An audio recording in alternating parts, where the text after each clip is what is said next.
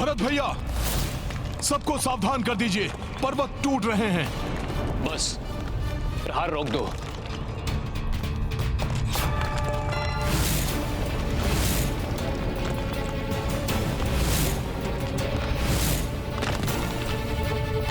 बस शिलाएं तो हमारी ओर ही आ रही हैं। इन शिलाओं को तो रोकना होगा। जय श्री राम।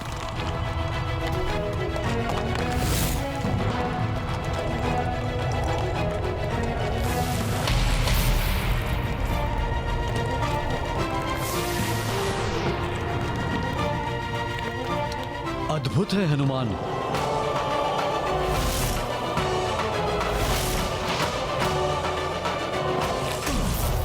संकट मोचन महाबली हनुमान की जय।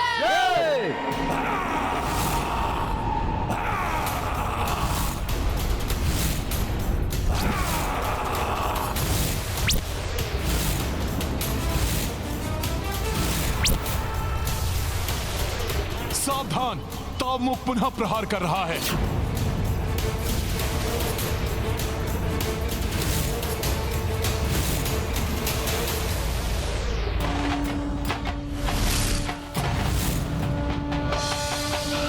भैया पुष्कल,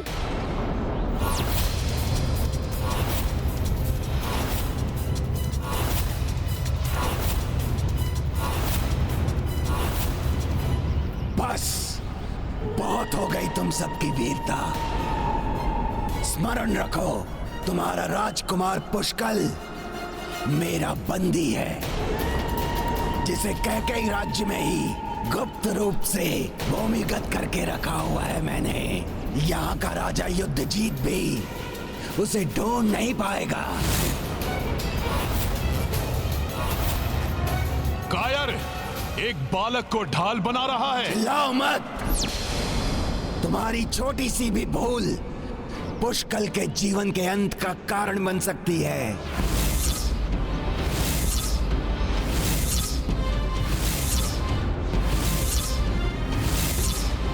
अब सुनो, यदि तुम्हें पुष्कल चाहिए तो युद्धजीत को एकाकी निशस्त्र मेरे राजभवन में भेज दो।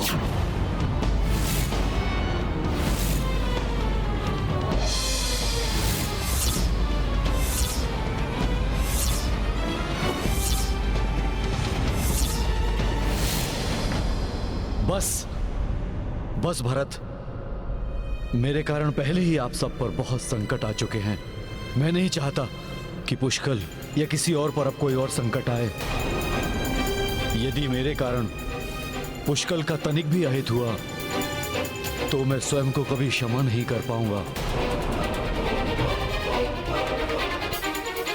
बस अब आप लोग मुझे जाने की अनुमति दीजिए। आप सत्य कह रहे हैं। आपके समर्पण के बिना वो पुष्कल को मुक्त नहीं करेंगे, और यदि हमने युद्ध किया तो कदाचित पुष्कल का जीवन ही संकट में पड़ सकता है। अतः पुष्कल की सुरक्षा के लिए आपको गंधर्वों को सौंपना अनिवार्य हो गया है।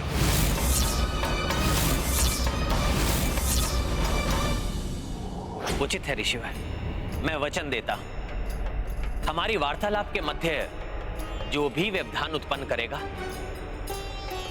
मैं स्वयं उसे प्राण दंड दूंगा।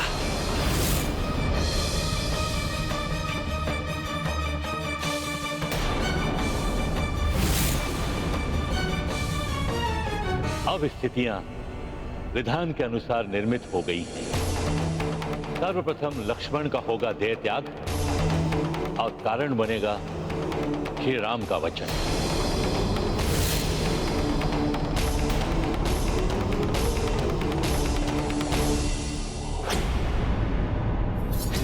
गंधर्वों का सेनापति तावमुख बहुत क्रूर है। युद्धजीत जी, यदि हमने आपको उसे नहीं सौंपा तो कदाचित हम पुष्कल को नहीं बचा पाएंगे। परंतु हनुमान, ये अनुचित है। भरत भैया, यदि पुष्कल को बचाना है तो मात्र एक ही उपाय है इस समय। युद्धजीत जी, आपको जाना ही होगा।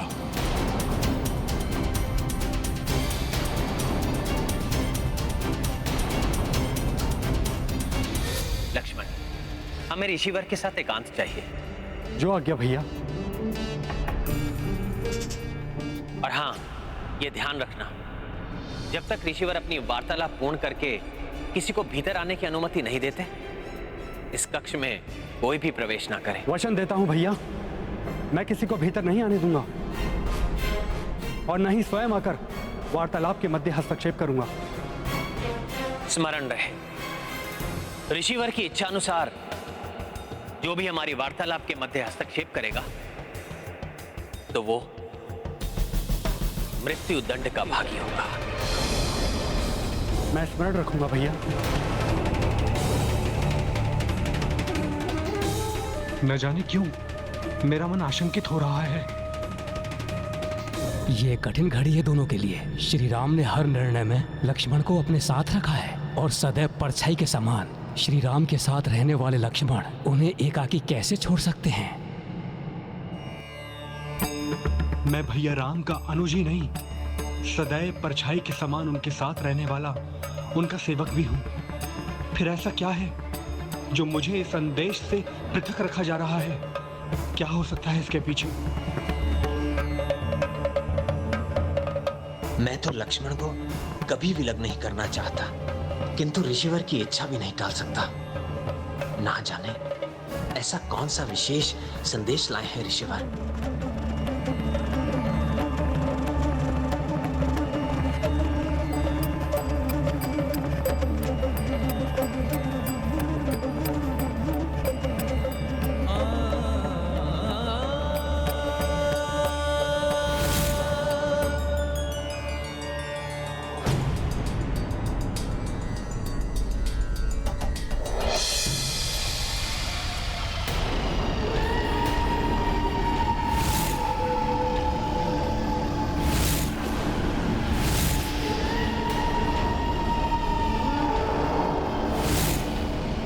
रघुवंशियों से सहायता मांगने गए थे युद्धजीत, उल्टे पांव लौट आए अपनी मृत्यु के मुख में।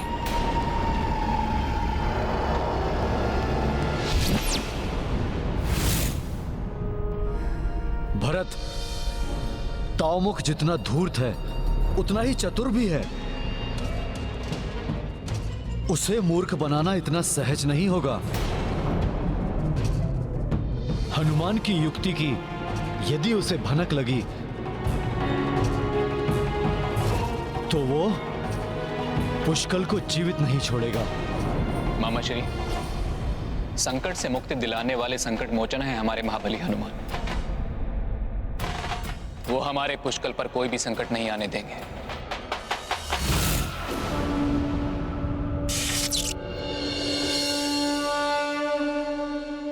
आश्चर्य है, अपनी मृत्यु से इसे कोई भय नहीं। अयोध्या से लौटने पर अकस्मात ही ऐसा आत्मविश्वास। इसे तनिक भी शंका नहीं होने दूंगा मैं, अन्यथा पुष्कल संकट में पड़ जाएगा।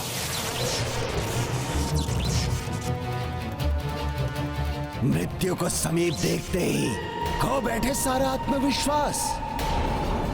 भयभीत हो उठे। सैनिकों, बंदी बना लो इसे और ले चलो इसे गंधर्वराज दिव्यहस्त के समक्ष।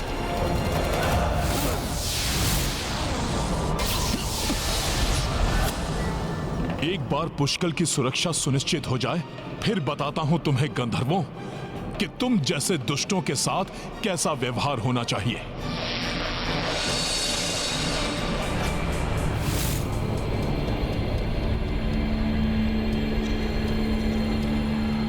ये कौन सा स्थान है?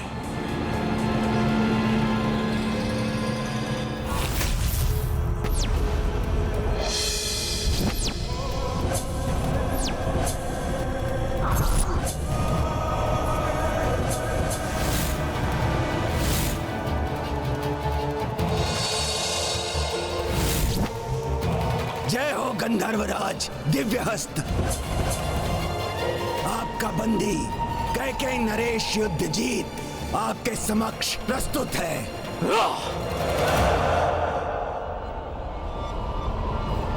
अयोध्या गए थे रघुवंशियों की शरण में, सोचा रावण और शतरन का वध करके वो महाबली हो गए, तुम्हारी सहायता करेंगे, रक्षा करेंगे तुम्हारी। हम राक्षस नहीं, हम गंधर्व हैं, गंधर्व। वो गंधर्व जो दिव्य शक्तियों के साथ ही मायावी शक्तियों से भी संपन्न होते हैं। जो रघुवंशी अपने ही राजकुमार पुष्कर की सहायता ना कर सके, वो तुम्हारी रक्षा क्या करते? ये तुमने सोच भी कैसे लिया कि अपनी मृत्यु अर्थात महान गंधर्वराज दिव्य हस्त से बच जाओगे? पुष्कल के बारे में अभी तक ज्ञात नहीं हो पाया, इसीलिए शांत हूं, अन्यथा। ये है मेरा हस्त, दिव्य हस्त, जिसका सामना करने का सामर्थ्य किसी में नहीं है। बताइए ऋषिवर, आपने मुझसे इतना बड़ा वचन लिया है, अवश्य ही आप मेरे लिए कोई महत्वपूर्ण संदेश लेकर आए होंगे।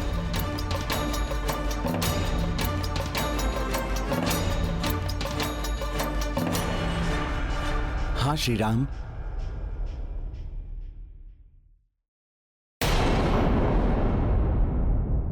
संदेश तो महत्वपूर्ण है ही, एवं आपके नर अवतार के लिए ये अंतिम संदेश है।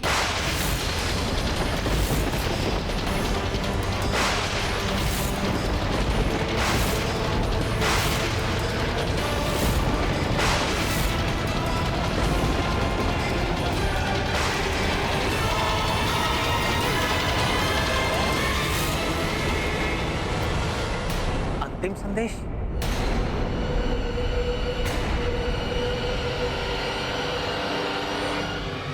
हाँ प्रभु। संदेश देने के पूर्व मैं अपने वास्तविक रूप को धारण करता हूं।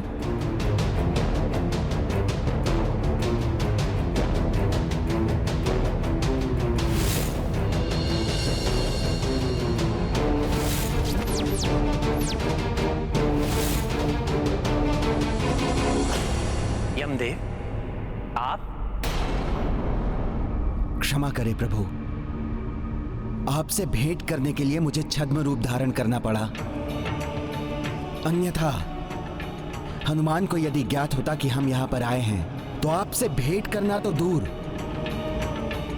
हमें वो एक क्षण भी यहां ठहरने नहीं देते। आपकी दिव्य माया से ही संसार की रचना हुई है।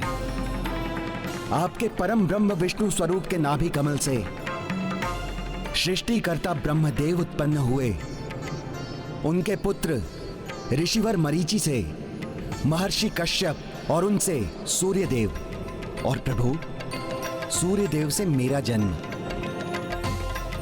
प्रभु इस प्रकार हम सब आप ही के संतान हैं। नारायण नारायण। प्रभु श्री राम के वापस लौटने का समय जैसे जैसे समीप आ रहा है, वैसे वैसे ना जाने मन क्यों व्याकुल हो रहा है। ना जाने प्रभु नारायण के इस नर रूप को पुनः देखने का अवसर कब प्राप्त होगा। हाँ देवर्षि, किंतु मैं तो ये सोच रहा हूँ, जब देवता इतने व्याकुल हैं, तो जब प्रभु के धरती छोड़ने के बारे में उनके परम भक्त हनुमान को ज्ञात होगा, तो उनके हृदय पर क्या बीतेगी। सत्य कहा आपने वरुण देव। श्री राम को अपना सर्वस्व त्यागने वाले, यहाँ तक कि अपना सब कुछ समर्पित करने वाले हनुमान के लिए श्री राम का बिछोह तो असंभव ही होगा।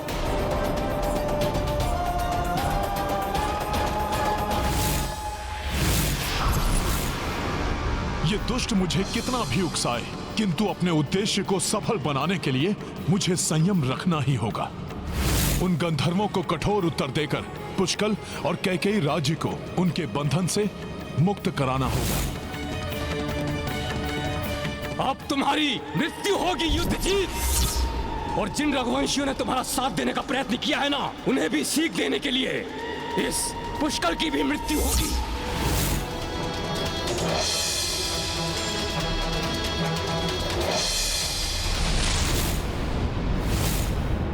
पितामह, ये आपको भी यहाँ ले आए?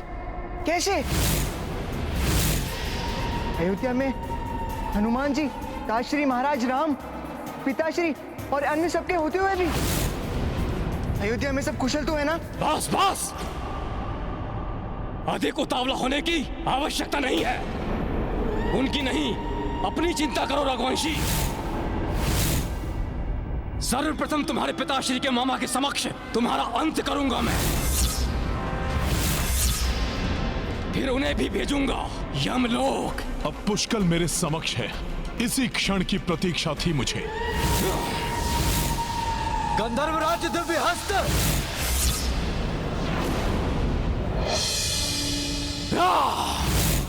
जय श्री राम।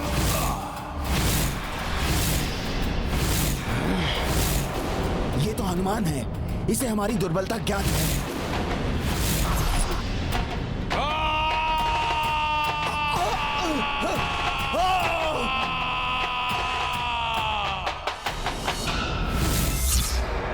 सखा,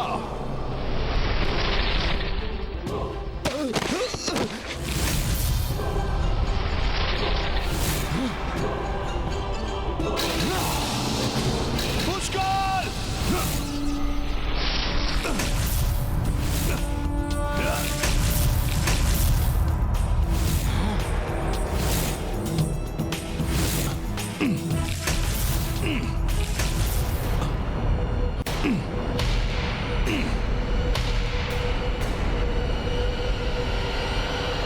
आश्चर्य है, मेरी वज्र मुष्टिका के प्रहार के बाद भी यहाँ का ऊपरी पटल नहीं टूटा।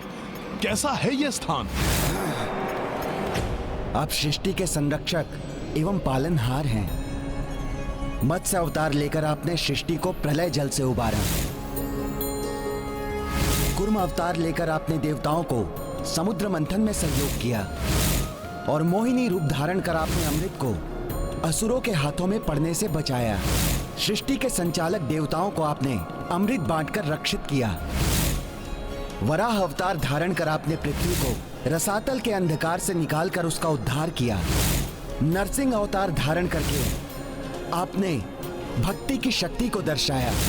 प्रभु, जग को बताया कि सृष्टि के कण कण में भगवान है। वामन रूप धारण कर दैत्य सम्राट बलि को पाताल में पहुंचाया। परशुराम अवतार धारण करके अहंकारी भूपालों का दमन किया। प्रभु, और अब रावण आदि राक्षसों के अत्याचार से पीड़ित धरती के उद्धार के लिए आपने ये मर्यादा पुरुषोत्तम श्री राम जी का अवतार धारण किया। धर्म की स्थापना की, राजधर्म, सत्य एवं वचन की मर्यादा को स्थापित किया। हे श्री राम, अब आपके इस नर अवतार का उद्देश्य पूर्ण हुआ।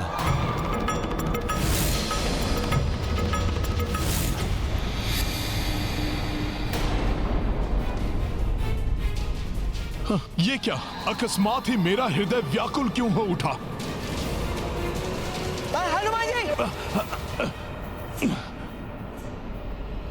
आपको क्या हो गया था हनुमान जी? मुझे स्वयं समझ में नहीं आ रहा है कुमार पुष्कल। मेरे जिस हृदय में प्रभु श्री राम का वास है, वो हृदय न जाने क्यों व्याकुल हो रहा है। किंतु पुष्कल, अभी यहां से शीघ्र निकलना आवश्यक है। हनुमान, तुमने गंधर्वों की शक्ति को कम समझने की भूल की है। यहाँ की सारी दीवारें गंधर्व शक्ति से रक्षित है, जिसे कोई भी बाह्य शक्ति नष्ट नहीं कर सकती। हाँ, यहां से निकलने के बारे में सोचना भी मूर्खता होगी हनुमान। तुम्हारे छल ने स्वयं तुम्हें हमारे जाल में फंसा दिया है।